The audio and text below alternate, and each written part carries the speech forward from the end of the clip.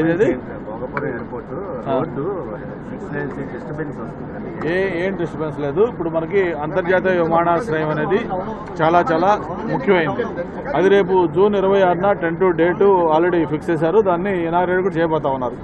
అయితే once international airport అక్కడ start అయిన తర్వాత దానికి ప్రధానంగా ఇన్ఫ్రాస్ట్రక్చర్ అంటే మీరు అడిగినట్టుగా అప్రోచ్ రోడ్స్ అయినా కూడా మ్యాచ్ చేయాల్సిన అవసరం ఉంది. దీని మీద పోయినసారి విశాఖపట్నం ఎకనామిక్ రీజియన్ మీటింగ్ పెట్టినప్పుడు గౌరవ ముఖ్యమంత్రి గారు అలాగే ఎంఏయుడి మినిస్టర్ గారితో పాటు R&B అధికారులు అందరితో కలిపి ఒక సమావేశం పెట్టారు. ఒక క్లియర్ కట్ షెడ్యూల్ దానికి ఇచ్చారు. 7 రోడ్లు VMRDA టేకప్ చేసింది. 7 రోడ్లు కూడా ఒక సర్వేయంగా పూర్తి అవుతా ఉన్నాయి. జూన్ 26 ఏదైతే భోగాపురం ఎయిర్పోర్ట్ కమర్షియల్గా స్టార్ట్ అవుతుందో ఆ టైర్కి మ్యాక్సిమం 7 రోడ్లు కూడా కంప్లీట్ చేయాలని టార్గెట్గా పెట్టుకోవడం జరిగింది. దాంతోపాటు ప్రధానంగా మెట్రో రాబోతా ఉంది.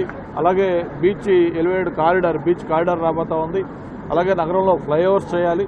ఎప్పుడో గతంలో 25 to 30 years బ్యాక్ ఎప్పుడో ఈ రోడ్డు వైడనింగ్ చేశారు.